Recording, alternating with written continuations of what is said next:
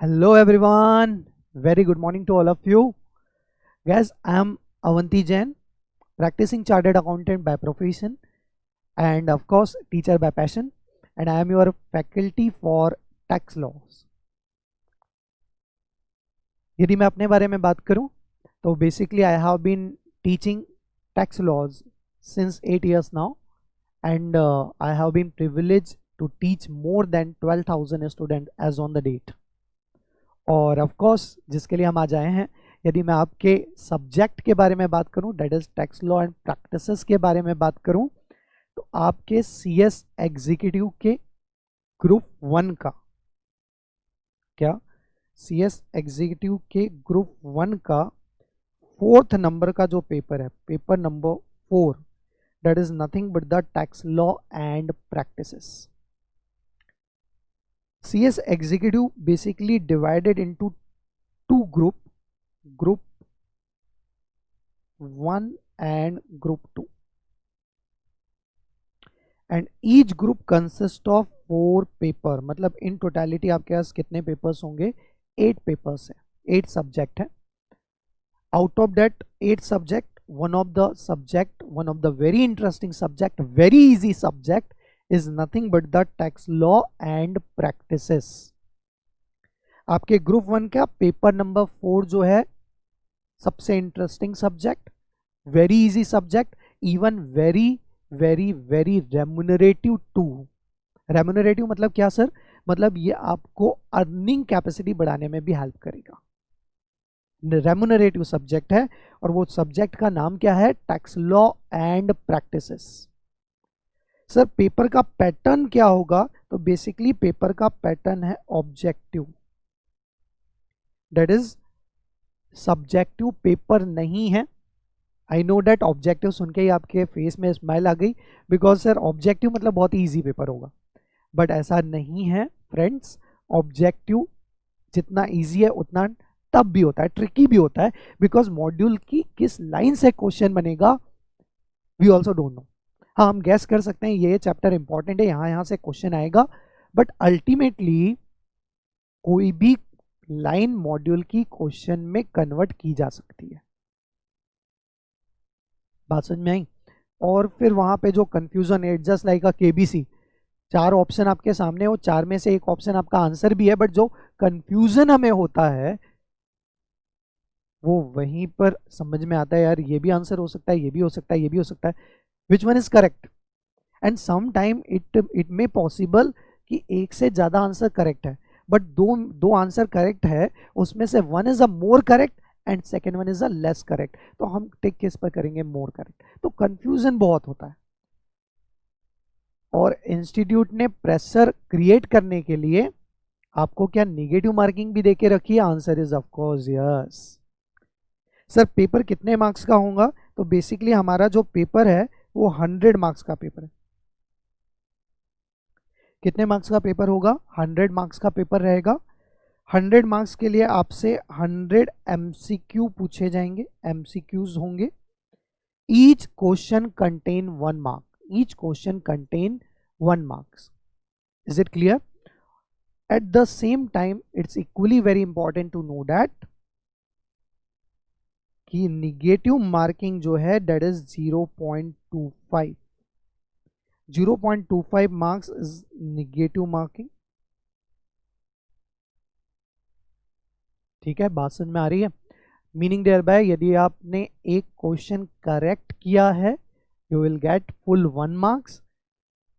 However यदि वो question गलत हो जाता है तो आपके जो मार्क्स आपको मिले हैं करेक्ट क्वेश्चन पे, उससे 0.25 मार्क्स माइनस कर लिए जाएंगे.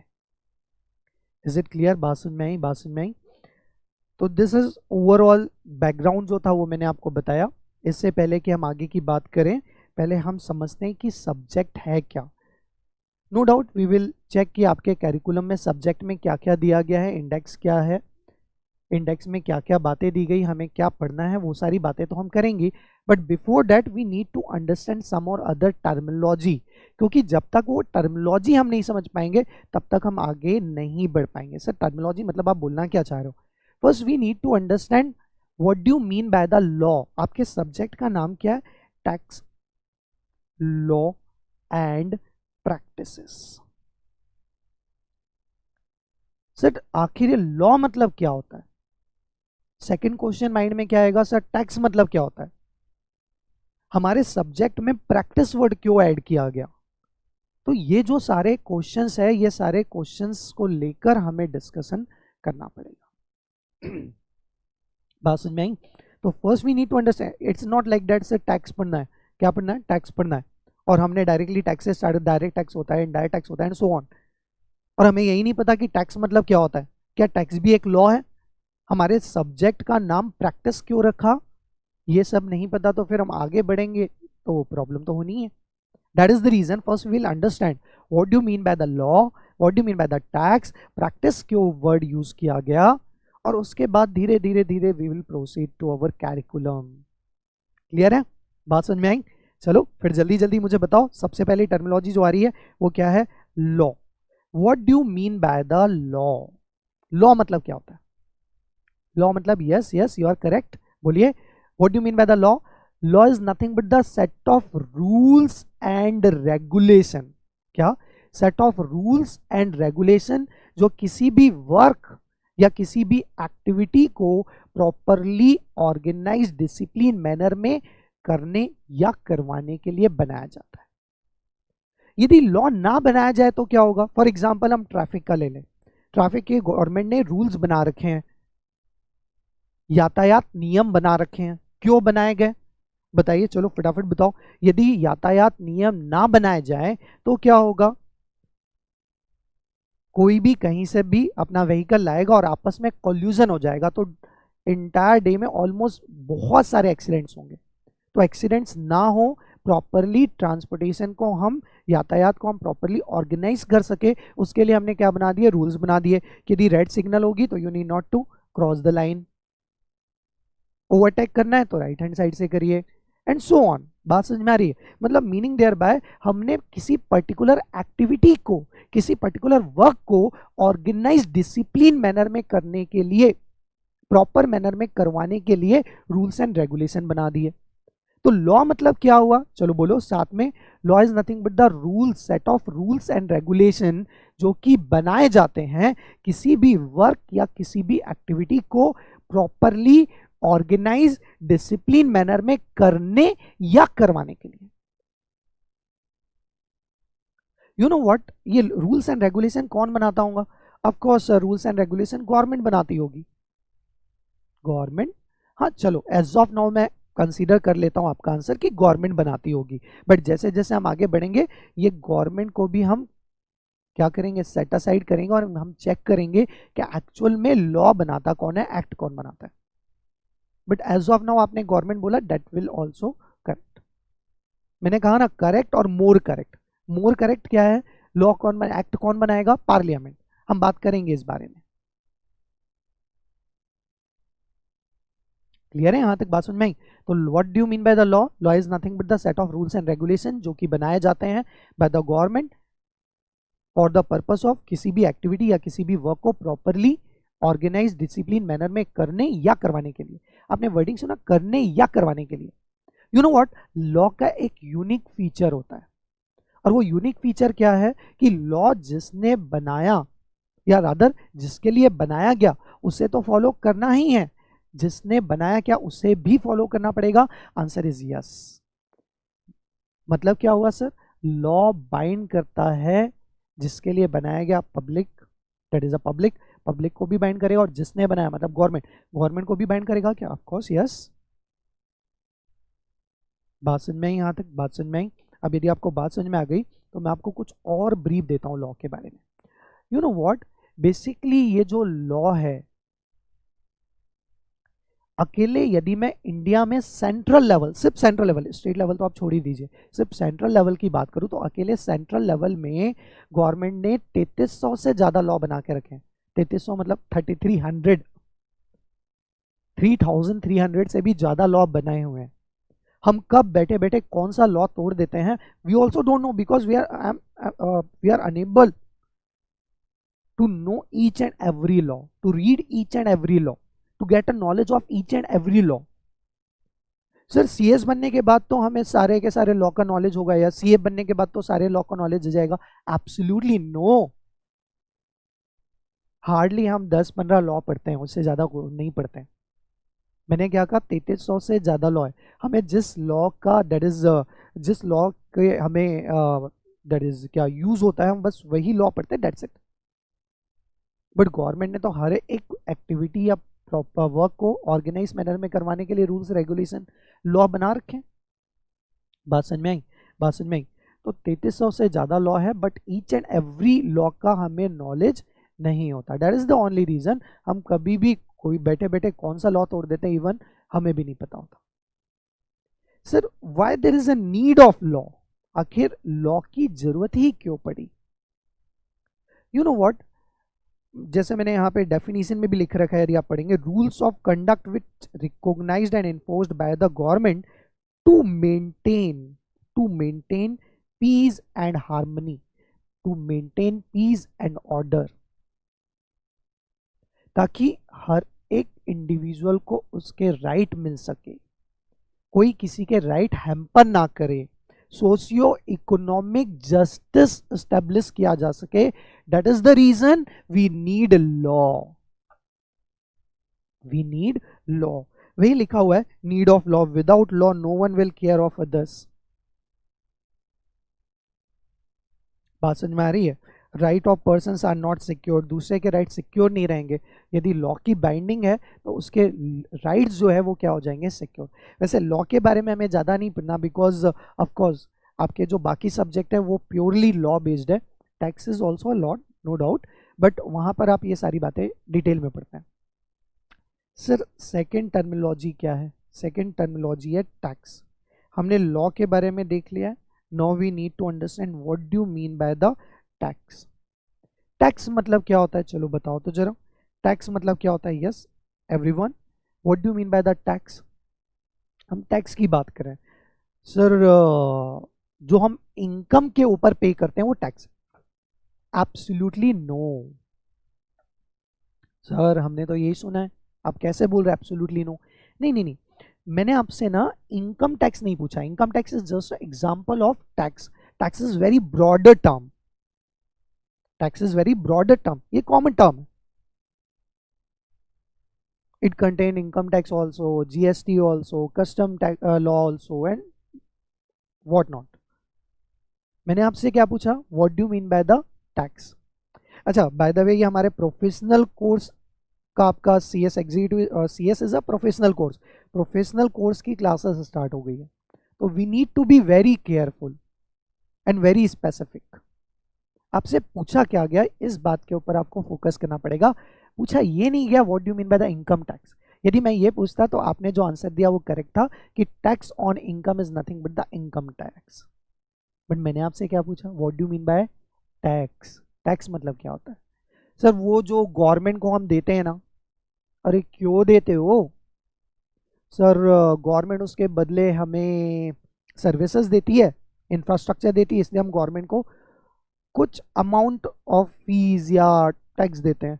अच्छा ठीक है, मैं कंसीडर कर लेता हूँ, नॉट एक्चुअली करेक्ट। एक बात मुझे बताओ, सपोज आपने कोई भी टैक्स आज तक नहीं दिया है, नॉट इवन अ सिंगल, फिर भी क्या गवर्नमेंट की फैसिलिटी आप यूज कर सकते हो? सोचो सोचो सोचो। फॉर एग्जाम्पल आपने रोड टैक्स नहीं दिया, आपने आज तक कोई व्हीकल परचेस ही नहीं किया। जैसे फॉर एग्जाम्पल मैं अपना ले लेता हूँ, मैंने आज तक कोई व्हीकल परचेस ही नहीं किया। अब व्हीकल परचेस नहीं किया तो मैंने रोड टैक्स पे नहीं किया। अब रोड टैक्स पे नहीं किया तो गवर्नमेंट बोल रही है आप रोड में नहीं चल सकते क्योंकि आपने रोड टैक्स पे नहीं किया। अरे ये मेरा मौलिक अधिकार है। आप समझ रहे हो बात को? मूलभूत सेवाएं जो है वो मुझे मिलनी चाहिए। बेसिक जो सर्विसेज है वो तो गवर्नमेंट को मुझे प्रोवाइड करनी है, चाहे मैं टैक्स पे करूं या ना करूं। क्लियर है बात समझ में? कहने का मतलब ये हुआ कि आप ऐसा नहीं बोल सकते कि हम गवर्नमेंट को एक पर्टिकुलर फीस दे रहे हैं सो दैट गवर्नमेंट हमें सारी सर्विसेज दे सके, क्योंकि जो टैक्स नहीं दे रहा है उन्हें भी ये सर्विसेज मिल रही है, बेसिक सर्विसेज मिल रही है। So what do mean by tax? चलो बताओ। Can we say that tax is nothing but a, बोलो यस, एक्सटोर्शन ऑफ मनी। क्या? A compulsory extortion of money. Sir compulsory मतलब क्या होता है? कंपलसरी मतलब होता है अनिवार्य रूप से, मैंडेटरी। कंपलसरी मतलब mandatory. And what do mean by the extortion? Extortion मतलब होता है कलेक्ट करना या रादर रियलाइज करना। हम क्या पढ़ रहे हैं? हम पढ़ रहे हैं what do mean by the tax. ठीक है, कलेक्ट करना या रियलाइज करना। तो what do mean by the tax? A compulsory, साथ में बोलो, a compulsory extortion of money. Sir मतलब क्या हुआ? मतलब ये हुआ जब धन की अनिवार्य रूप से वसूली की जाती है तो हम उसे टैक्स बोलते हैं। अच्छा, ये टैक्स होता है? तो सर फिर तो हफ्ता वसूली भी टैक्स है। हफ्ता वसूली, हफ्ता वसूली, यस एवरीवन। आपने देखा होगा जनरली, आपने मूवीज में देखा होगा। मूवीज में क्या होता है, मैं एक्चुअली सिटीज का नाम नहीं ले रहा, अदरवाइज आज भी ये पैटर्न चलता है। हफ्ता वसूली की जाती है और यदि आप हफ्ता वसूली पे नहीं करेंगे, कंपलसरी पे करना कंपलसरी है, और यदि आप पे नहीं करेंगे तो क्या होता है, आपको बिजनेस करने नहीं दिया जाता। तो क्या हफ्ता वसूली, फॉर एग्जांपल बॉम्बे हफ्ता वसूली, बॉम्बे में हफ्ता वसूली एग्जांपल एग्जांपल है, क्या हफ्ता वसूली टैक्स है? बोलो बोलो बोलो, आंसर बोलो। Sir absolutely no. इसका मतलब क्या जो डेफिनेशन मैंने बताई वो गलत है? सर डेफिनेशन का पता नहीं, बट 110% हफ्ता वसूली टैक्स नहीं है। तो जो डेफिनेशन मैंने बताई क्या वो गलत है? एक्चुअल में definition is also not wrong, definition is incomplete. इसे हमें कंप्लीट करना पड़ेगा। और कंप्लीट डेफिनेशन क्या होगी? A compulsory extortion of money made under an enactment of law और act. Made under force of an enactment of law और act. कहने का मतलब यह हुआ जब किसी लॉ में, जब किसी एक्ट में लिखकर धन की वसूली की जाती है तब हम उसे क्या बोलते हैं? टैक्स बोलते हैं। अब मुझे बताइए, हफ्ता वसूली को कलेक्ट करने के लिए क्या कोई एक्ट बनाया गया है? बॉम्बे हफ्ता वसूली act? Absolutely no. That is the reason हफ्ता वसूली is not a tax. But क्या इनकम टैक्स को कलेक्ट करने के लिए एक्ट बनाया गया? Answer is yes, income tax act 1961, जो हमें पढ़ना भी है एक्चुअल में। क्या जीएसटी को कलेक्ट करने के लिए कोई एक्ट बनाया गया? Answer is again yes. तो सिंपल सी डेफिनेशन क्या हुई? टैक्स लॉ एंड प्रैक्टिस में out of that subject name, tax का मतलब क्या होगा? अ कंपल्सरी, साथ में बोलिए, a compulsory extortion of money made under force of an enactment of law और एक्ट। मतलब जब किसी एक्ट में, जब किसी लॉ में लिखकर धन की वसूली की जाती है तब हम उसे क्या बोलते हैं? टैक्स बोलते हैं। Is it clear? बात समझ में आई यहां तक? अच्छा, can we say that tax is nothing but a financial charge? चलो दूसरे एंगल से हम डेफिनेशन को देखते हैं। टैक्स की डेफिनेशन को मैं आपको दूसरे एंगल से दिखा रहा हूं। मैं क्या बोल रहा हूं? Tax is nothing but the financial charge. Financial charge का मतलब क्या है? That is a monetary charge. जो टैक्स आपको पे करना पड़ता है, क्या वो मॉनिटरी टर्म्स में, कैश में पे करना पड़ता है? Answer is yes. For example यदि मैं आपसे बात करूं, फॉर एग्जाम्पल जैसे आपने देखा होगा केबीसी में, वैसे केबीसी में तो कैश अमाउंट आप जीते हैं, बट अपार्ट फ्रॉम दैट आपको कार दी जा रही है। क्या दी जा रही है? कार दी जा रही है। तो आपसे मेरा एक सिंपल सा क्वेश्चन है, गवर्नमेंट बोल रही है वो जो कार आपको मिली it's your income, out of that 30% हमको टैक्स चाहिए। तो आप वो जो टैक्स पे करेंगे वो कैसे करेंगे? सर एक काम करिए, कार का 1/3 हिस्सा रख लीजिए। क्या बोल रहे हो? 1/3 हिस्सा रख लें कार का? आप समझ रहे हो मैं क्या बोलना चाह रहा हूं? तो टैक्स जो आपको पे करना है वो मॉनिटरी टर्म्स में पे करना है, मनी के फॉर्म में पे करना है। इन काइंड जनरली पे होता है क्या टैक्स? नहीं। फॉर एग्जाम्पल, आप कोई पर्टिकुलर कमोडिटी का ट्रेड कर रहे हो, बिजनेस कर रहे हो। अब जो कमोडिटी का हम बिजनेस कर रहे हैं, जो कमोडिटी का हम बिजनेस कर रहे हैं, जो ट्रेड कर रहे हैं, हमें यदि out of that commodity tax देना है तो क्या मैं ऐसा करूंगा 1/3 कमोडिटी गवर्नमेंट को दे दो? नहीं नहीं नहीं, मैं क्या करूंगा, जो भी टैक्स है उसको मॉनिटरी टर्म्स में पे करूंगा। ठीक है, तो क्या मैं ऐसा बोल सकता हूं tax is nothing but the financial charge, monetary charge. अच्छा, ये मॉनिटरी चार्ज जो है ये कौन लेवी करता है?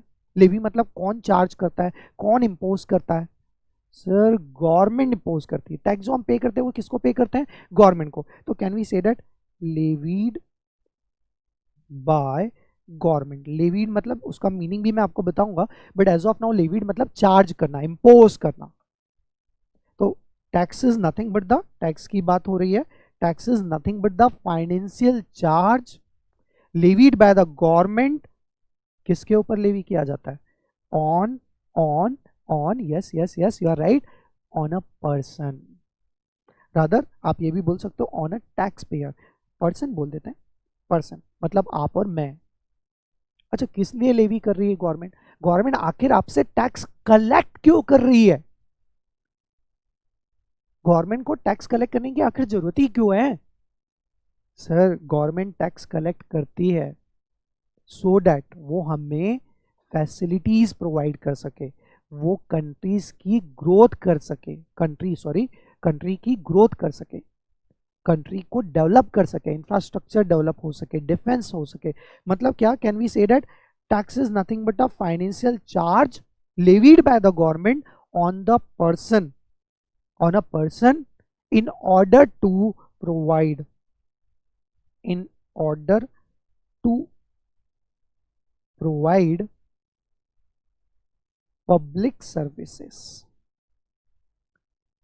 public services। public services से मेरा मतलब क्या है? फॉर एग्जांपल एजुकेशन सिस्टम हो गया, स्कूल्स प्रोवाइड करना, कॉलेजेस प्रोवाइड करना, रोड इंफ्रास्ट्रक्चर प्रोवाइड करना, डिफेंस प्रोवाइड करना, सिक्योरिटी प्रोवाइड करना। तो this all are a public services. तो उसके लिए भी तो पैसा लगता है ना, वो पैसा गवर्नमेंट के पास कैसे आएगा? गवर्नमेंट की रेवेन्यू का सोर्स क्या है ना? It's nothing but the tax. तो you can say that tax is nothing but the source of revenue of the government. But apart from tax दूसरे और भी सोर्सेज होते हैं गवर्नमेंट के इनकम कमाने के। दैट इज द रीजन वो डेफिनेशन हम यूज नहीं करते। तो what do you mean by tax? चलो बताओ। अ compulsory extortion of money made under an enactment of law or act, that is nothing but the financial charge levied by the government on a person in order to funding public expenditure। Rather आप इसको ऐसा लिख दीजिए, क्या लिखेंगे हम इसको? Public expenditure. ठीक है, पब्लिक एक्सपेंडिचर और सर्विसेज। Is it clear? बात समझ में आई यहाँ तक? बात समझ में आई? सर समझ में तो आया टैक्स मतलब क्या होता है, लॉ मतलब क्या होता है। लॉ मतलब क्या? Set of rules and regulation जो कि बनाए जाते हैं बाय द गवर्नमेंट किसी भी वर्क या किसी भी एक्टिविटी को प्रॉपरली ऑर्गेनाइज डिसिप्लिन मैनर में करने या करवाने के लिए। और इसका यूनिक फीचर क्या होता है? यूनिक फीचर ये होता है कि जिसके लिए बनाया गया उसे तो फॉलो करना ही करना है, जिसने बनाया उसे भी फॉलो करना पड़ेगा। टैक्स मतलब क्या होता है? A compulsory extortion of money made under enactment of law और एक्ट। मतलब जब किसी एक्ट में, किसी लॉ में लिखकर धन की वसूली की जाती है तब हम उसे क्या बोलते हैं? टैक्स बोलते हैं। और basically tax is nothing but a financial charge, monetary charge levied by the government on a person in order to, बोलो, funding public expenditure, in order to funding provide, या यहाँ पे मैं लिख देता हूँ funding, in order to funding public expenditure या public services। Is it clear? बात समझ में? सर समझ में आ गया है, छोटी छोटी बातें तो समझ में आ रही है, बट यहाँ पर इन्होंने सब्जेक्ट के नाम में प्रैक्टिस वर्ड क्यों लिखा है? You know what, tax law ये कोई एक सब्जेक्ट नहीं है, बाकी सब्जेक्ट जैसा ये सब्जेक्ट नहीं है जिसको आपने दिन रात मगअप किया और मगअप करके एग्जाम डे में वोमिट करके आ गए, लिख के आ गई सारी चीजें। नो नो नो, ऐसे काम नहीं चलेगा। It's a daily routine subject, ये आपकी रियल लाइफ से कनेक्टेड है। तो मैक्सिमम जब हम क्लास भी रन करेंगे ना तो मैक्सिमम एग्जाम्पल हम प्रैक्टिकल लाइफ से, रियल लाइफ से उठा के लाएंगे, so that you can easily understand, you can easily connect. That is the only reason कि इंस्टीट्यूट ने भी आपके सब्जेक्ट का नाम लिखा है tax law and practice. Practice मतलब क्या? आप अपनी रूटीन लाइफ में जो प्रैक्टिस कर रहे हैं, जो टैक्स से कनेक्टेड बातें कर रहे हैं, उससे आपको समझना पड़ेगा। इवन क्वेश्चन भी प्रैक्टिकल आपको एग्जाम में बहुत बार पूछे जाते हैं। समझ में आई यहाँ तक बात है? अच्छा, इससे पहले हम आगे बढ़े, चलो मुझे आंसर दो सर, क्या आंसर दें? यहाँ तक समझ में आ गया? यहाँ तक समझ में आ गई बात है? लॉ मतलब क्या होता है? Okay sir. टैक्स मतलब क्या होता है? यस। हमने अपने सब्जेक्ट का नाम टैक्स लॉ एंड प्रैक्टिस क्यों रखा, वो समझ में आया? हाँ जी सर। अच्छा, यहाँ पे एक इंपॉर्टेंट बात और मैं आपको बता दूं जो आपके एग्जाम पर्पस के लिए इंपॉर्टेंट है, कि जो टैक्स वर्ड है it is derived from a Latin word टैक्सो। Latin के लोगों को दो ही काम थे और दूसरा काम था वर्ड्स के मीनिंग देना। सर पहला वो आप सोचो, क्या लैटिन के लोगों को दो ही काम था और जो दूसरा काम था वो क्या था? वर्ड्स के मीनिंग देना। तो उन्होंने बताया कि टैक्स वर्ड जो है वो कहाँ से आया हुआ है? टैक्सो। और टैक्सो का मीनिंग क्या होता है? That is nothing but the rates. टैक्सो का मीनिंग क्या होता है? रेट्स। ये एग्जाम में आता है कि टैक्स किस लैटिन वर्ड से डिराइव किया गया है, तो टैक्सो। और टैक्सो का मतलब क्या होता है? Rate. What do mean by tax? एक बार फटाफट लास्ट बार। Tax is a mandatory financial charge levy और imposed upon a taxpayer by the government in order to fund various public expenditure। various public expenditure, public expenditure मतलब infrastructure हो गया, public expenditure मतलब बोलिए? यस, हेल्थ सर्विसेज हो गई, education system हो गया, डिफेंस हो गया एंड व्हाट नॉट, बहुत सारी चीजें आती है इसमें। क्लियर है? अब जो सेकंड क्वेश्चन माइंड में आ रहा है सर, वो सेकंड क्वेश्चन आ रहा है कि आखिर ये जो टैक्स होता है, ये टैक्स कितने टाइप का होता है? That is now we are going to understand types of tax. आखिर टैक्स कितने टाइप का होता है? क्या आप मुझे बता पाएंगे टैक्स कितने टाइप का होता है? ऑफ कोर्स सर, बहुत ही इजी है। यस, फिर बताओ सर। टैक्स जो होता है ना, वो दो टाइप का होता है बेसिकली। दो टाइप का? मैंने तो बहुत सारे टैक्सेस सुने, income tax, wealth tax, custom, GST, LBT. आप समझ रहे हैं बात को? Sale tax, excise duty, service, बहुत सारे टैक्सेस सुने। नहीं नहीं सर, हमने तो दो ही सुना। अच्छा, दो कौन से सुने फिर आप बताओ? सर दो टाइप होते हैं, one is the direct tax, another one is the indirect tax. तो फिर जो मैं बता रहा था वो क्या है? एक्चुअल में टैक्स बहुत सारे टाइप के होते हैं। However, for the sake of convince, on the basis of their nature, हमने उसे दो मेजर कैटेगरी में डिवाइड कर रखा है। क्या कहा मैंने? On the basis of nature हमने उसे दो मेजर कैटेगरी में डिवाइड कर रखा है। Is it clear? बात समझ में आई क्या? बात समझ में आई?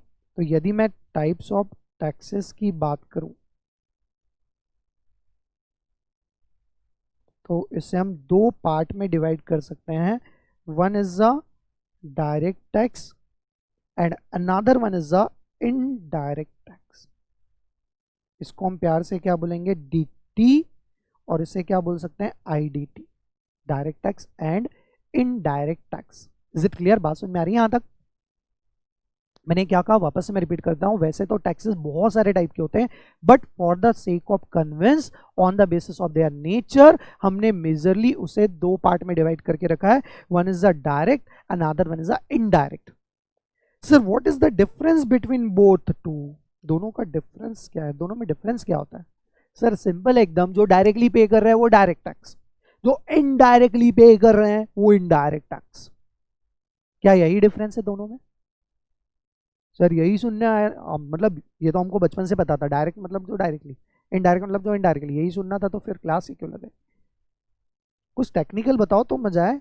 Of course you are right, जो डायरेक्टली हम गवर्नमेंट को पे कर रहे हैं वो डायरेक्ट टैक्स, जो इनडायरेक्टली गवर्नमेंट को पे कर रहे हैं, इनडायरेक्टली मतलब क्या? दूसरे की पॉकेट से निकाला और फिर गवर्नमेंट को दे के आया। मतलब क्या चोरी करनी है? नहीं नहीं नहीं नहीं नहीं, चोरी नहीं करनी। दूसरे के पॉकेट से निकाला मतलब on the behalf of other we are paying to the government. वो क्या होता है? इनडायरेक्ट।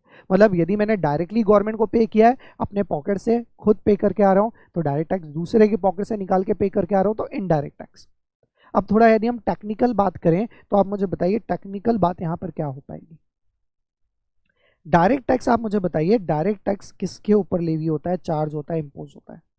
मतलब मैं आपसे क्या पूछना चाह रहा हूँ, लेवीड ऑन, डायरेक्ट टैक्स किसके ऊपर लेवी किया जाएगा, बताइए? Direct tax levy on, on, yes yes yes yes, on income, absolutely no. हाँ, बीकॉम लेवल तक या आपने इकोनॉमिक्स में पढ़ा होगा तो yes you can say it कि direct tax levied on income, but that one is not correct, वो गलत है। डायरेक्ट टैक्स इनकम के ऊपर लेवी नहीं होता, चार्ज नहीं होता, इम्पोज नहीं होता। सर हमने तो ये भी सुना है, इसका एग्जाम्पल जो होता है डायरेक्ट टैक्स का, जो एग्जाम्पल है क्या, डायरेक्ट टैक्स का जो एग्जाम्पल है वो सिंपल इनकम टैक्स। और हमने ये भी सुना हुआ है इनडायरेक्ट टैक्स का एग्जाम्पल होता है जीएसटी। तो आप कैसे बोल सकते हैं डायरेक्ट टैक्स इनकम के ऊपर लेवी नहीं होता? नहीं नहीं, direct tax levied on a person, on a person, वो किसके ऊपर चार्ज किया जाता है, किसके ऊपर इंपोज किया जाता है, पर्सन के ऊपर।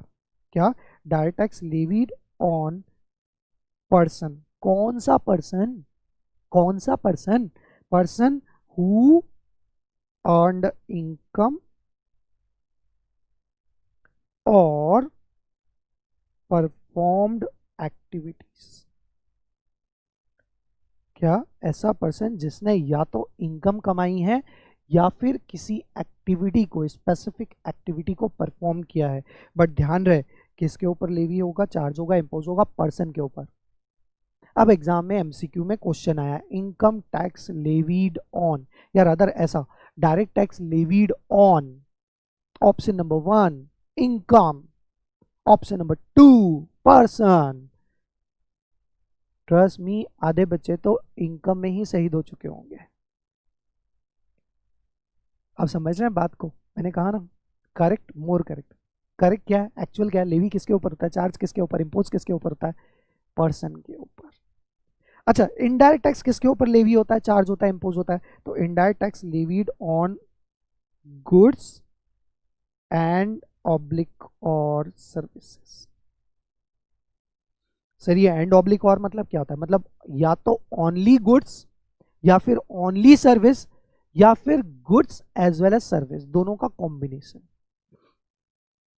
ठीक है, तो फटाफट रिपीट करो, डायरेक्ट टैक्स किसके ऊपर लेवी होगा, चार्ज होगा, इम्पोज होगा? सर डायरेक्ट टैक्स लेवी होगा, चार्ज होगा, इम्पोज होगा ऑन अ पर्सन, कौन सा पर्सन, जिसने या तो इनकम कमाई है या फिर पर्टिकुलर एक्टिविटी परफॉर्म की है।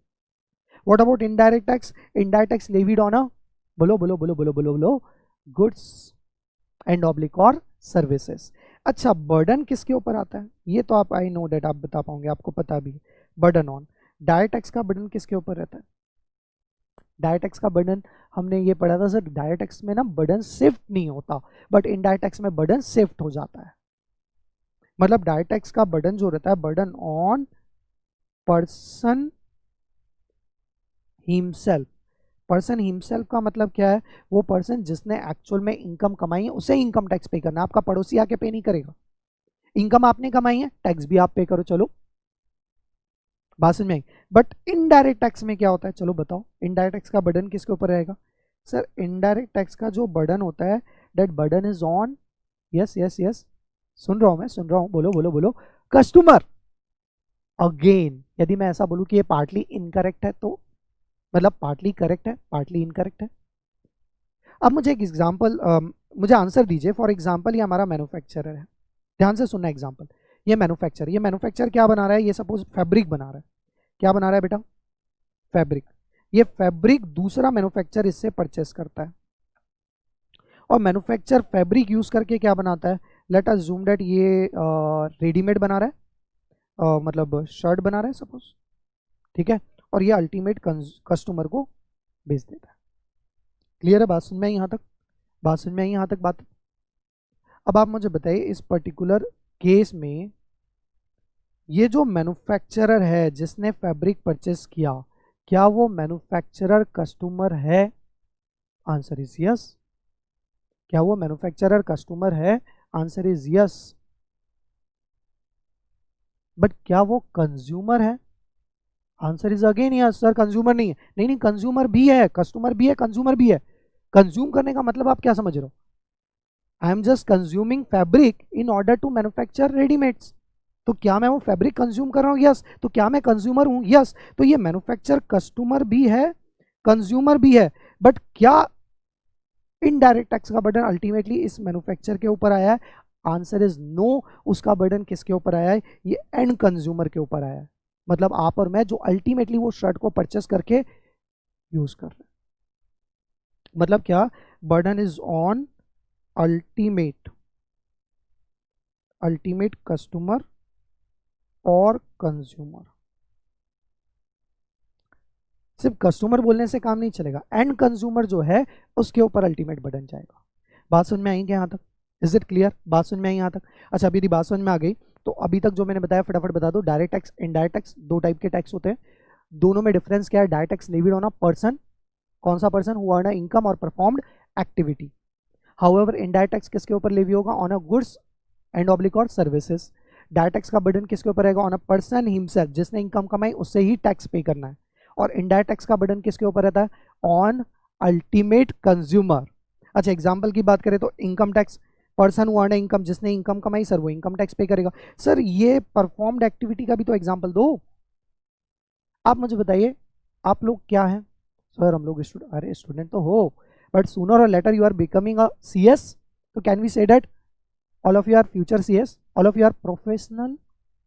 और क्योंकि आप प्रोफेशनल हो तो प्रोफेशनल सर्विस प्रोवाइड करेंगे, प्रोफेशनल एक्टिविटी कंडक्ट करेंगे। और जब जब आप प्रोफेशनल एक्टिविटी कंडक्ट करेंगे तो यू नीड टू पे प्रोफेशनल टैक्स। प्रोफेशनल टैक्स कौन से नेचर का है? डायरेक्ट टैक्स के नेचर का है। प्रोफेशनल सर्विस आपने, प्रोफेशनल एक्टिविटी आपने कंडक्ट की तो टैक्स भी किसको पे करना? आपको ही पे करना। आपके भी आप में और कोई पे करने वाला नहीं है।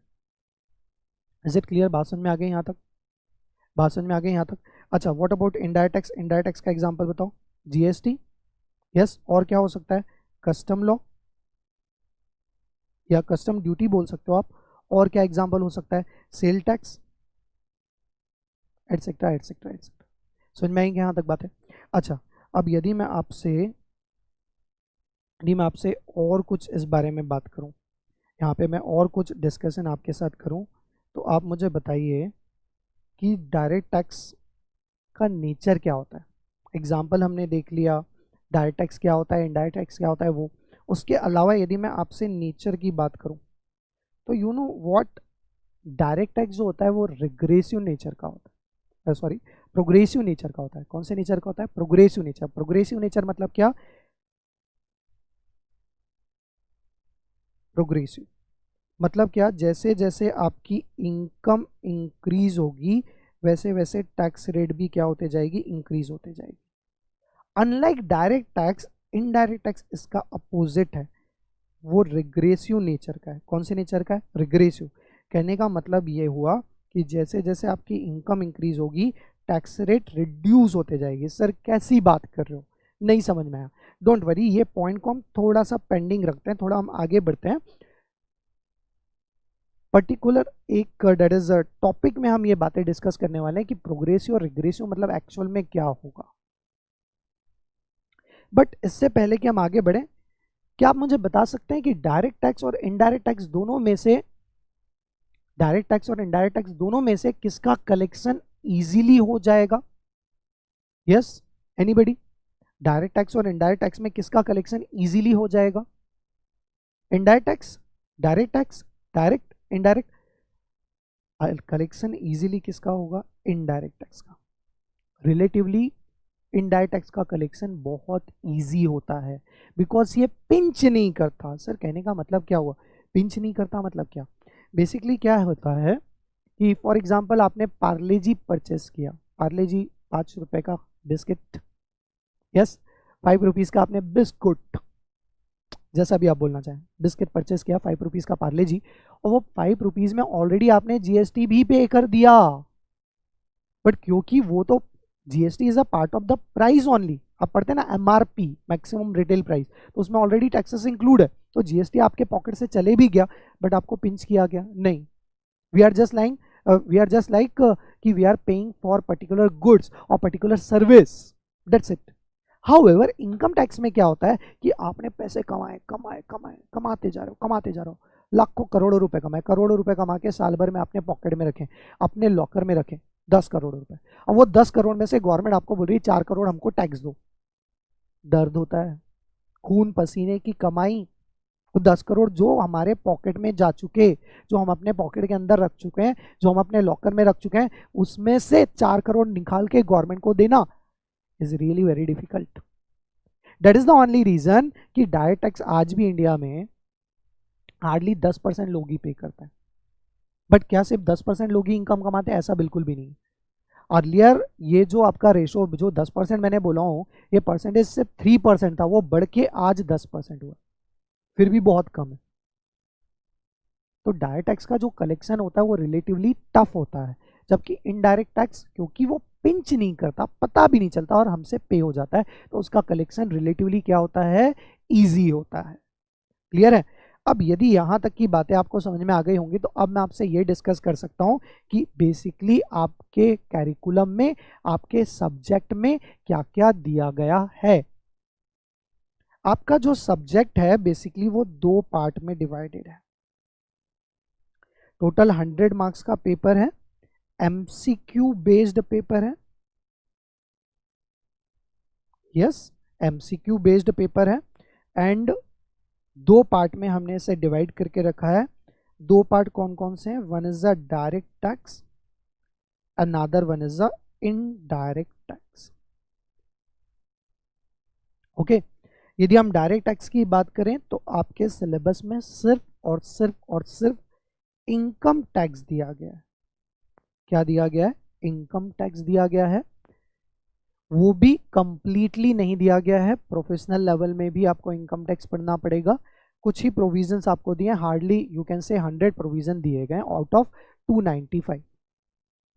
ठीक है, रादर 295, 300 में से 100 प्रोविजन दिया, आप ऐसा बोल सकते हैं। ठीक है, और यदि हम इनडायरेक्ट टैक्स की बात करें तो इनडायरेक्ट टैक्स में आपको 2 एक्ट पढ़ने हैं, रादर 2 एक्ट मतलब 2 लॉज पढ़ने हैं।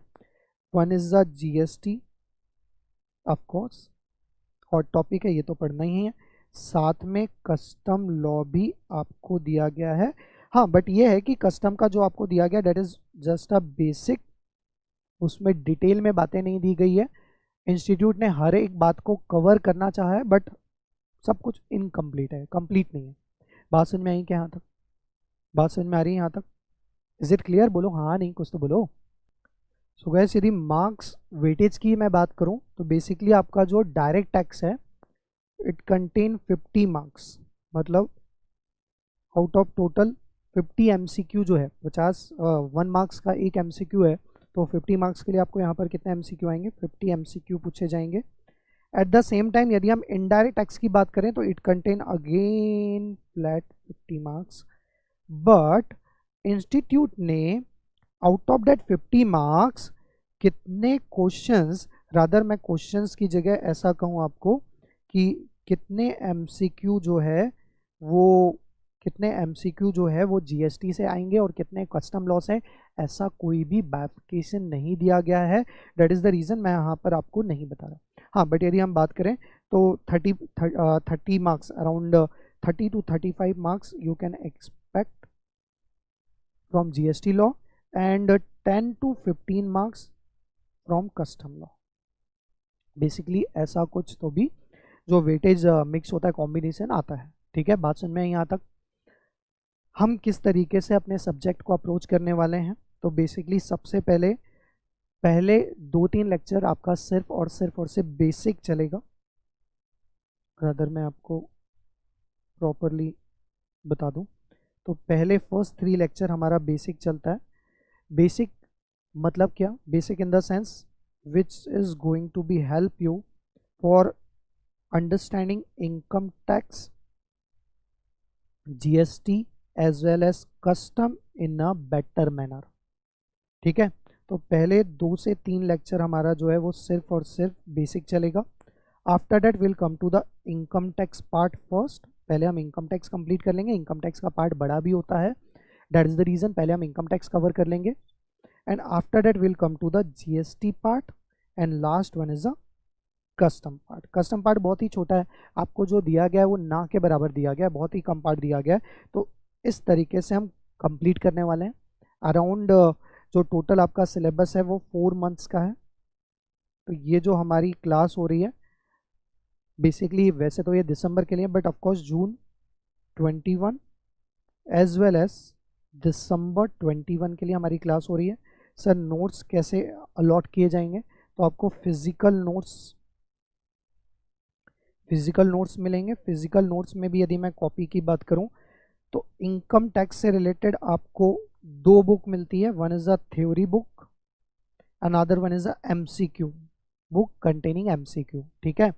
अपार्ट फ्रॉम डैट यदि हम इनडायरेक्ट टैक्स की बात करें तो इनडायरेक्ट टैक्स में भी अगेन आपको 2 बुक मिलेगी। One is GST and custom and next one is again MCQs book. Sir इसके अलावा और भी कुछ रेफर करना पड़ेगा? Absolutely no. इंस्टीट्यूट के मॉड्यूल के जो भी एमसीक्यूज है वो सारे ऑलरेडी मैंने यहाँ पर डेट इज कवर कर लिए हैं, तो अननेसेसरी आपको अब और कोई बुक रेफर करने की जरूरत नहीं है। मेन इंपॉर्टेंट जो 2 बुक्स है वो मैं आपको बता चुका हूँ। Is it clear? बात समझ में यहाँ तक? अपार्ट फ्रॉम डैट थ्योरी में ऑलमोस्ट सारी चीज़ें मॉड्यूल्स की कवर हो जाती है। हाँ, यदि आप रेफर करना चाहें तो module any time you can refer, because वो हमारे माई बाप है। ICSI इज अवर माई बाप, तो मॉड्यूल रेफर आप कभी भी कर सकते हैं, कोई इशू नहीं है। बट यदि सिर्फ नोट्स पढ़ लिए तो भी everything going to be cover in this particular notes, तो you need not to worry for that. Okay, बात समझ में आई यहाँ तक? तो चलिए आगे बढ़ते हैं। अब हम यहाँ तक क्लियर हो गया, यहाँ तक क्लियर हुआ कि किस तरीके से हम पढ़ने वाले हैं, कैरिकुलम हमारा क्या है। तो चलो आगे बढ़ते हैं। आज जो हमने पढ़ा है उस डेफिनेशन में से कुछ आउटपुट ले लेते हैं और उसके बाद फिर हम आगे बढ़ते हैं। हमने जो डेफिनेशन पढ़ी थी वो टैक्स की डेफिनेशन पढ़ी थी, यदि आपको ध्यान हो तो। और जो टैक्स की डेफिनेशन पढ़ी थी वो क्या है? A compulsory extortion of money made under force of an enactment of law और एक्ट। मतलब ये कि जब किसी लॉ में या किसी एक्ट में लिखकर धन की वसूली की जाती है तो हम उसे क्या बोलते हैं? टैक्स। अच्छा, यदि मैं आपसे कहूं कि इस डेफिनेशन से यदि आप कुछ इनपुट दैट इज कुछ कंक्लूजन निकालना चाहें तो कंक्लूजन क्या होगा? बताइए, कंक्लूजन कुछ निकल रहा है क्या इस पर्टिकुलर डेफिनेशन से? Answer is yes. कंक्लूजन क्या निकल रहा है कि किसी भी टैक्स को कलेक्ट करने के लिए we need to prepare a law, rather you can say we need to prepare a act. Sir law और एक्ट दोनों एक होता है? नहीं नहीं नहीं जी, दोनों एक नहीं होता। दोनों में क्या डिफरेंस होता है ये हम बात करेंगे। पेशेंस रखो, एक ही दिन में सब कुछ पढ़ लें क्या? नहीं ना, आराम आराम से सारी बातें समझ में आएगी। मैं आपको बताऊंगा what is the difference between law and act. Clear है? तो यहां से डेफिनेशन से जो कंक्लूजन निकल रहा है वो कंक्लूजन क्या निकल रहा है? किसी भी टैक्स को कलेक्ट करने के लिए we need to make a law, we need to make a act. अच्छा, ये एक्ट कौन बनाता है? एक्ट कौन बनाता है? सिर्फ गवर्नमेंट? नहीं, मैंने आपको कहा ना गवर्नमेंट नहीं बनाती। हाँ, इनिशियल लेवल पे आपने कहा, मैंने मान भी लिया, बट एक्चुअल में लॉ कौन बनाएगा, एक्ट कौन बनाएगा? पार्लियामेंट। कौन बनाता है? पार्लियामेंट। नाम तो सुना ही होगा ना? नहीं भी सुना तो भी कोई दिक्कत नहीं है, हम इसके बारे में भी डिटेल डिस्कशन करने वाले हैं जैसे जैसे आगे बढ़ेंगे। पहले 2-3 लेक्चर सिर्फ यही सब बेसिक के लिए, ठीक है। तो कोई भी टैक्स को कलेक्ट करने के लिए we need to prepare a act, और वो एक्ट कौन बनाएगा? पार्लियामेंट। क्या पार्लियामेंट कोई भी तरीके का लॉ या कोई भी तरीके का एक्ट बना सकती है? पार्लियामेंट की कल चल के इच्छा हो रही है कि यदि आप 6 घंटे से कम पढ़ाई करेंगे तो आपके ऊपर टैक्स लगा दिया जाएगा। क्या पार्लियामेंट ऐसा कर सकती है? सोचो सोचो सोचो। पार्लियामेंट की कल चल के इच्छा हुई कि यदि आप 6 घंटे से ज्यादा सोएंगे तो आपके ऊपर टैक्स लगा दिया जाएगा। Is it correct? पार्लियामेंट ऐसा कर सकती है क्या? नहीं। कहने का मतलब क्या हुआ कि पार्लियामेंट को भी कहीं ना कहीं से पावर लेना पड़ता होगा, और जो पावर है वो पावर कहां से मिलेगा? बोलो बोलो बोलो। Yes yes, you are correct. Constitution of India, that is Bharat का संविधान, कॉन्स्टिट्यूशन ऑफ इंडिया। वो पार्लियामेंट को भी लॉ बनाने के लिए पावर लगेगा, और वो पावर कहां से मिलेगा? Constitution of India. Without constitutional power, बिना कॉन्स्टिट्यूशनल पावर के कोई भी लॉ नहीं बनाया जा सकता, और without constitutional power, without constitutional validity यदि इंडिया में पार्लियामेंट ने कोई लॉ बनाई है, दैट लॉ इज अनकॉन्स्टिट्यूशनल, असंवैधानिक है, उसकी कोई भी लीगल वैल्यू नहीं है, इलीगल मान लिया जाता है। Is it clear? बात समझ में आई क्या? आज के लिए हम यहीं पर लेक्चर को वाइंड अप कर रहे हैं।